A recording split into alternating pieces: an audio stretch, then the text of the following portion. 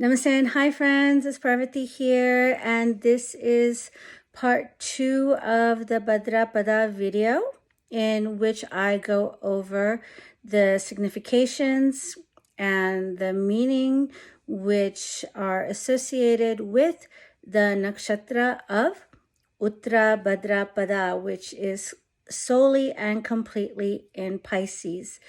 I did record this video straight after I posted and recorded the part 1 video, which was Purva Bhadrapada, but I kept trying to upload it and it wouldn't upload, and I was having all sorts of very strange technical difficulties, which I will blame on Mercury retrograde. So today, I thought I'd do this little intro and then I'll go ahead and cut over to the video that I have already pre-recorded from a couple of weeks ago. But it was really interesting because I was getting quite frustrated in not being able to upload this video, and I realized that today it's working, and today is Aja Ekadashi. So it's the 11th Deity, or the 11th phase of the moon. So it's Ekadashi, and it's Aja Ekadashi. And Lord Vishnu is venerated on this very beautiful Aja Ekadashi. And then I also realized that I actually have these gorgeous murtis or statues, and I wanted to share them with you because they're quite significant for this video.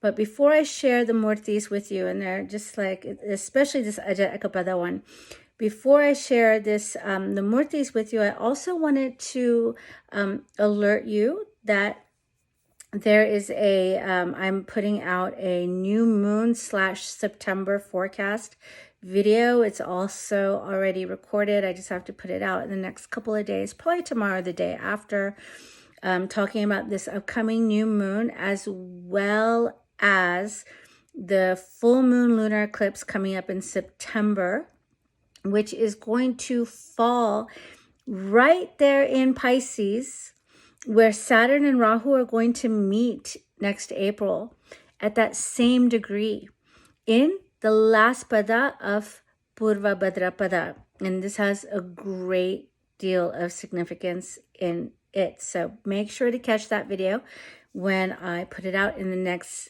few days. If you don't want to miss any of my content or any of my videos, hit that bell icon so you will be alerted to when I'm releasing my content. And please do like, comment, share, subscribe. It does help a lot in my content to be seen by other people. So here, let me show you this Aja Ekapada Murti. It's quite heavy, or statue that I have. It is, I believe this is an antique murti here, an antique statue. You see he's on one foot and he's got his other foot up in the air, one-footed, very fiery murti, very strong upward direction energy here. And holding him is quite heavy. And he's got this interesting sort of phallic looking headdress, right? So there we go. There is Aja Ekapada right there. I realized after I made the video that I have all these murtis I should show you. Then I have this gorgeous murti of Ahir Budinya, right? And this is what I talk about in today's video. And you can see here Lord Vishnu, and this is the Goddess Lakshmi who is at his feet. This is the multi-hooded Adi Sheshnag, so beautiful, Ananta Sheshnag. And you can see he's coiled 3.5 times to form the bed of Vishnu, and the Kundalini Shakti is also coiled 3.5 times. So that is our beautiful Ahir Budnya. So I thought it was very auspicious. And I just, I realized that all these murtis, I do have them. And then in this video, I speak about Narsingha, or Narasimha. And as an incarnation of Lord Vishnu, he, the only thing that can calm his energy is Vishnu's consort, which is the goddess Lakshmi. So there he is in his not Ugra form, so in his Somya form, of when he is relaxed. That's Lord Narasimha with goddess Lakshmi. So I hope you enjoy the video. And keep an eye out for this next September report coming up in a few days here. And I will let it roll. Thank you so much for your viewership as always. Please do like, share, and subscribe. And because this was filmed right after the first one, I am a little bit bouncy and animated in it. So my apologies. I was just very, very excited about the subject matter, because these nakshatras are very potent and they are coming up for us in this time period. So let's continue. Now I just finished my video on Purva Bhadrapada, and now let's talk about Utra Bhadrapada. All right, so we got the sense from Purva Bhadrapada that it's this upward moving energy, right? When you light the fire takes that which it's burning from the earth and puts it out into the atmosphere, moves it up into the more subtle ethers, into the more subtle realms. So this is that upward moving energy of Aja Ekapada, of Purva Bhadrapada. One thing I did forget to mention with Purva Bhadrapada and that energy, it's also connected to a lightning rod, a lightning bolt. So Agni, which is very focused and can hit something and awaken it. Illumination or cosmic insight that is achievable in this nakshatra. Now, it's a pair, right? So the second half of the funeral cot, Purva Bhadrapada, like I mentioned, is the first three sections of it, is in Aquarius. It is the planetary ruler is Jupiter, and it is the bridge that moves us from Aquarius into Pisces. Now, right, so that moves us from being part of the cosmic collective of humanity into the great ocean of disillusionment, of oneness, when we dissolve and we're no longer individual waves, but we are part of the collective grand ocean of cosmic consciousness. So that's where Utra Bhadrapada comes in. Now, its planetary ruler is Saturn, right? Showing us that this is the phala, or the fruit of our lives. This is the result. What we are experiencing in this nakshatra is the result of our karmas, right? It's the result of what we have, the actions we've taken, and the quality in which we've lived our lives. Okay, this is the part. Think about it when we're on our deathbeds. Just imagine yourself. Purva Bhadrapada, the beginning nakshatra, is where we realize, oh my goodness, we realize all the mistakes that we've made from misidentifying ourselves as these egos, as these people, these separate individuals. And then we realize that our nature is actually that of oneness, and that there is no other. So then we're like, wow, I made a mistake. I wish I could have done this differently. I wish I could have done that differently. This is that single pointed, like lightning bolt strike of realization of who it is that you actually are. And this is when we're thinking, oh my gosh, I wish I could do it again. Or I wish that I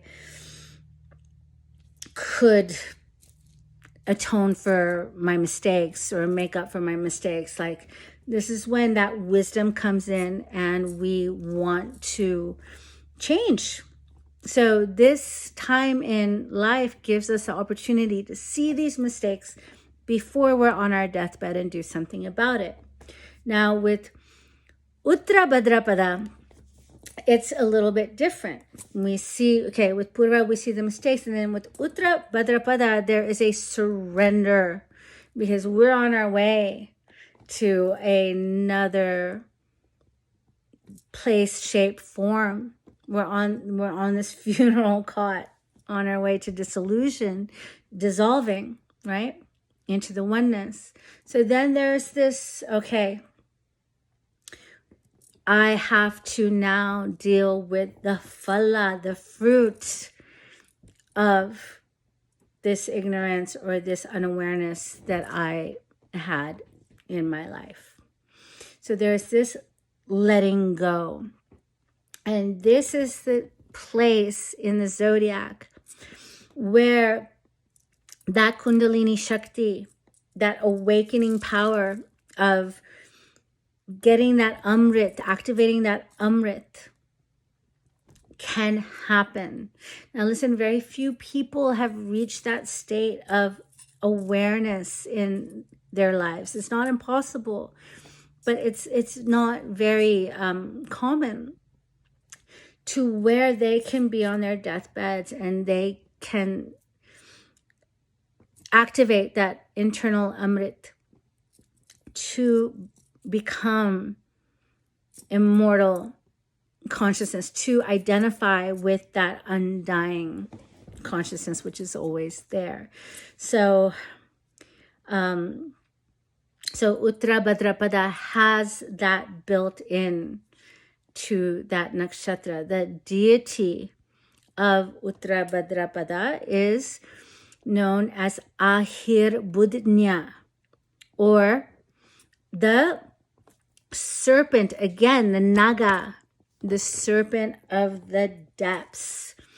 This is akin to the story I told in the beginning of the series, which discusses the Naga's connection to the Kundalini awakening, as well as the Samudra Manthan, which is the awakening or the bringing out of the Amrita.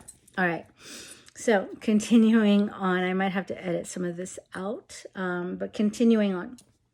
So this is, Ahir Bunya is like, just like Aja Ekapada was the unborn, just like Aja Ekapada was the unborn, Ahir Bunya is the one that never dies. So again, we have that Ouroboros, we have the great cycle of life in which one is never born and one never truly dies. It's just the same energy recycling itself into different form. And here is where we can be connected with it, right? Here is where we can have the energy of Jala Tattva, of the rain that replenishes our soul, that nourishes us to move on to the next phase. In Purva Bhadrapada, it was Ugra energy, it was fire that motivates us to do tapas, to do austerities, to do purification. This is now the Varsa, the rain, which rains down on us. It can be the opening of the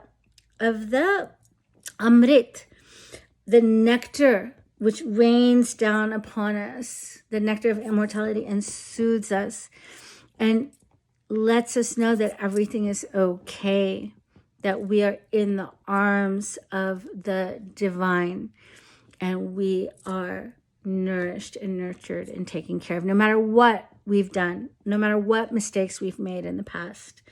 So it's the depth, like every night when we go to sleep, we're going through a mini Utra Bhadrapada, right? We're going through a mini release where the dreams and all of our achievements and all of the unfinished stuff that we didn't do in the day or in the week come up for us in Purva Bhadrapada. And then that deep rejuvenating sleep, that deep relaxation. That is the part that happens in Utra Bhadrapada, the latter half of the funeral call. This is when we must surrender. We get the nourishment, we get the replenishment. That deep sea serpent that's sleeping, if we're lucky, wakes up and shows us who we truly are. And that is one who can never die. So this is also Ahir Buddhinya. He is also associated with Lord Shiva, just like Aja Ekapada. And he is also considered a Rudra, just like Aja Ekapada. So they're both of these nakshatras are associated with the Rudra. And he is the purification of our soul, but using Jala Tattva, using water. So just as much as we do yagyas, we do homas, we do the fire rituals with Purva Bhadrapada, we also do tarpanas, we do Rudra Abhishekams with water. Water also purifies us, but water purifies us in a much more gentle way. It actually brings what is back to life. It nourishes, it feeds, whereas the fire strips. So this nakshatra is connected obviously with the former, and they symbolize this wheel of energy, of purification, of austerity, of letting go that which is not the absolute essence of the absolute. And then the Ahir Buddhinya, or the Uttara Bhadrapada, is that which, that depth is realized, the depth of your soul, the depth of the infinitesimal, the infinite reality of everything, like that we are actually one with the divine, and there is no separation, there is no striving involved here.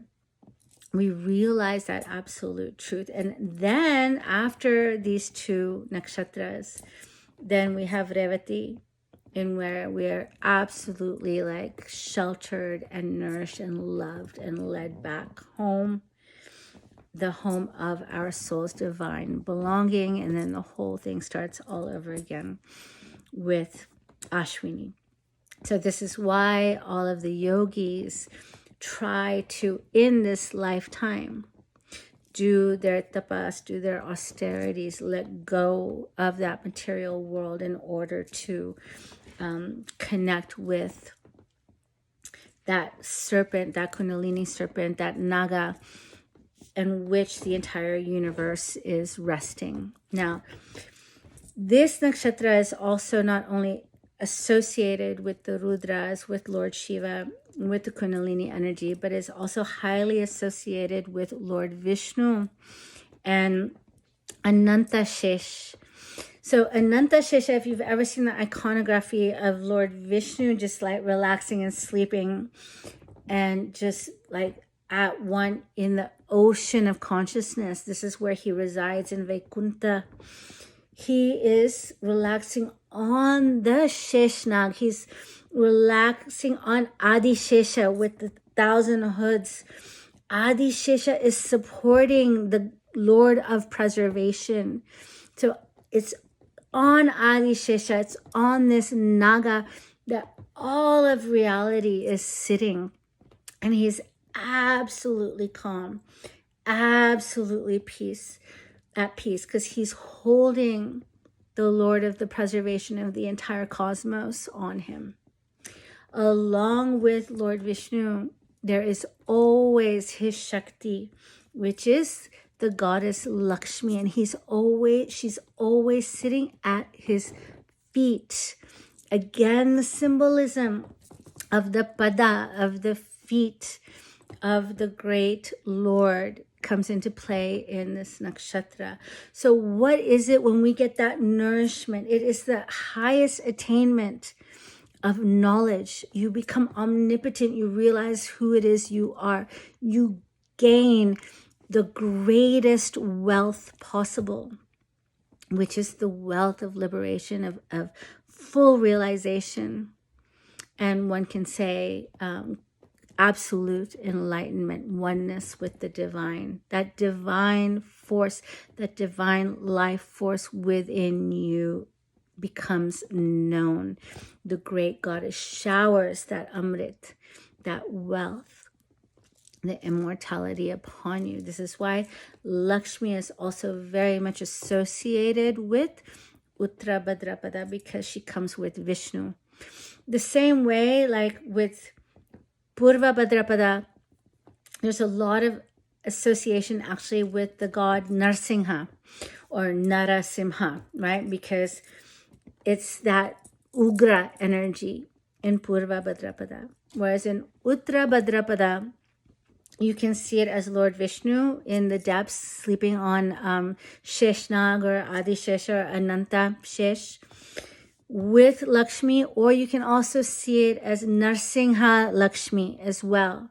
So the only thing that could have calmed Narsingdev down was his Shakti, right? Was Lakshmi. So this can also be seen as a form of Narsingha when he is at peace and calm and at rest after that Ugra has calmed down with the purification, nourishing waters of the deep. There was something else that I wanted to explain about Narsingha. Okay, so there's another association with Narsingha, and that is that duality, right? The symbolism for Utra Bhadrapada is very similar to Purva Bhadrapada. So it's the back legs, the back happy feet. It's the back legs of the funeral cot. And instead of being a man with two faces, it's a man with two heads. Now, how is this different? So a man with two faces, it still has one head, right? So it's still like this whole, but has this dual nature inside of it. Whereas a man with two heads, there's two minds at work. And here is where we can see that, that material aspect, that asuric aspect of ourselves, and that devta aspect, or that divine aspect of ourselves. And we can actually use these two aspects in order to transcend that dual nature. We use this duality as the naga, as the churning rope to bring that amrit, or that higher realization of oneness, into view. So in that way, it's also very much connected to Narsingdev. Because why? Because the story of Narsingdev, right? For those of you who may not know, he is the incarnation of Vishnu that is half lion, half man. Again, similar to the Nagas that are half human, half serpent, right? He's half lion, half man. So that half. And he came in this form to kill the demon. And he had to do it, like the demon couldn't be killed in the daytime, he couldn't be killed in the nighttime. He couldn't be killed inside, he couldn't be killed outside. He couldn't be killed by a man, he couldn't be killed by an animal. So he ended up killing the demon. He ended up half animal, half man. At sunset time, not day, not night, in a doorway, not inside, not outside, right? And so it's that middle part, that middle Sandhi section between one form and another. And this is essentially what's happening as we are moving closer to the end of the zodiac, is that we're changing our form now from residing on this world, doing our work in the world, to letting go and reaching back into that ocean, back into that source of oneness. Now, in the beginning of the video, which I think now is like 2 videos ago, in the beginning of this whole video series, I was speaking about how in the Kalparush, we are moving from the personal, from Aries until Cancer. We're moving from the personal, from Aries into Cancer, right? So where we are being born, we have our family, our mother, our siblings, our communication, our here I am in this world, the me-centric, the first 9 nakshatras. Then we go into the my-centric. So we move from Magha to Jeshta, and this is all of our family, our career, my tribe, my family, my career, my paycheck, my health, my ego. So we move into that more tribal, sort of smaller sphere of influence realm. And then from Mula, we move to Revati, and this is the transcendent phase of our nature. This is the communal phase. This is when we move out of the me, my, into the, okay, I am a cosmic, I am part of humanity, I'm a cosmic being. What can I do from a higher perspective to lend my help for the evolution of humanity? And so that is, we're getting now closer to the end of that. This is where our phala, the fruit of our lifetime, comes. And this is at a point where we have nothing left to do but surrender ourselves to the next phase, which is coming, which is a return to Godhead if we're lucky. And if we're not, then we come back to do it all again. So that is my update for you guys on the Bhadrapadas. Now we do have Rahu. We have Rahu sitting in the sign of Utra Bhadrapada. Now Rahu's cycle to complete a round in the zodiac is 18 years. So if you want to have a look back on how these energies have played out in your life, to see for Purva Bhadrapada where Saturn is sitting, look back 30 years, 29 years, 28 years if you're old enough.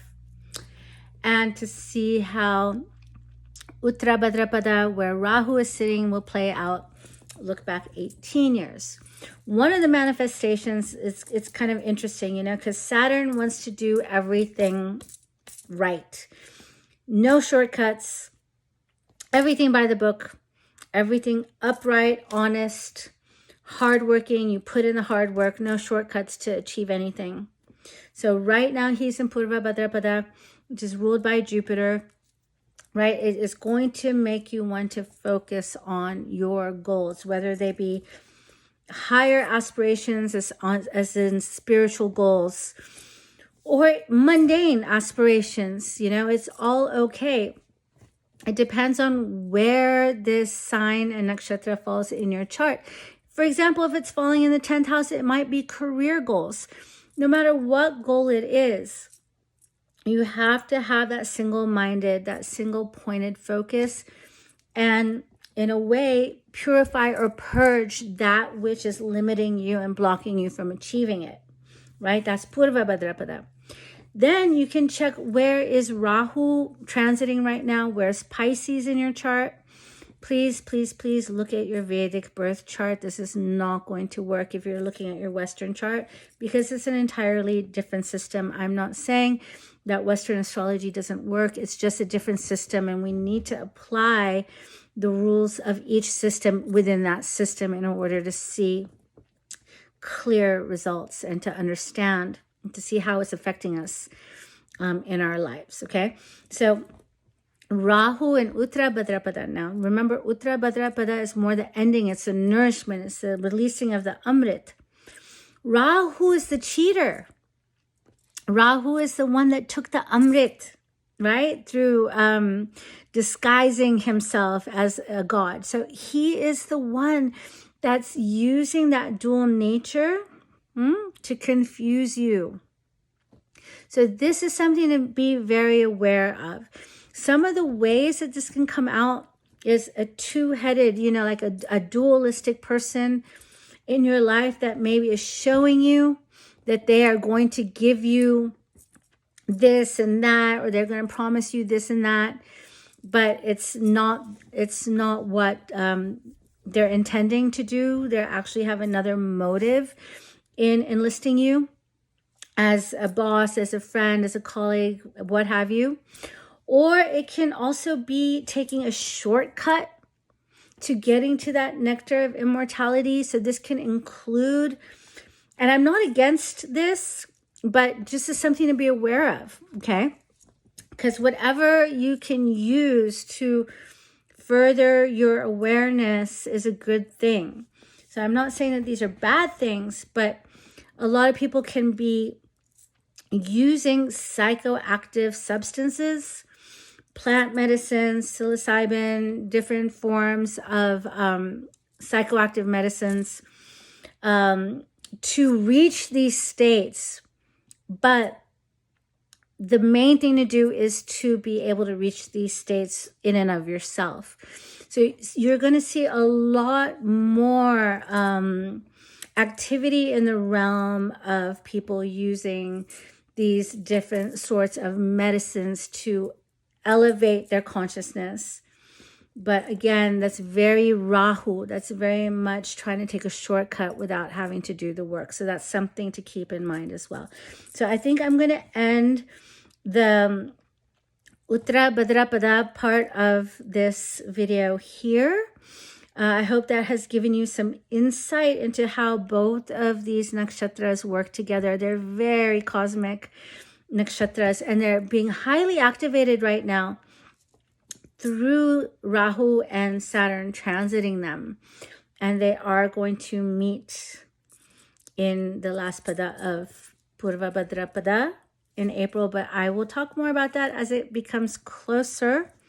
It's just good to realize that this is the energy that's really coming up for us. It is a transitional energy. It's an energy of great change, of transformation, and one that can really uplift us if we are ready to do the work that is necessary to get us to our goal. And this is the part where Rahu wants to skip. Rahu wants to say, oh yeah, okay, we're here already, we've done it, we've reached the goal, we have the Amrit, but that is a cheating way. All right. Saturn is the one that shows us the discipline, the hard work that we need to do in order to reverse any consequences that are coming up in our life right now that we are seeing that we want to shift. So Saturn gives us, this ability to do so in this time period as he is transiting Purva Bhadrapada. He will move into Utra Bhadrapada next year. But for now, use this fiery energy, this Ugra energy to elevate you, to purify you, and to keep that single pointed focus on reaching your goals to better your life and the life of others. All right, so I'm going to leave that. I hope that was helpful and insightful and enjoyable for you guys. If you would like a reading with me to see how this is affecting you in your life, you can reach out to me at the email below, which is visionaryveda@gmail.com.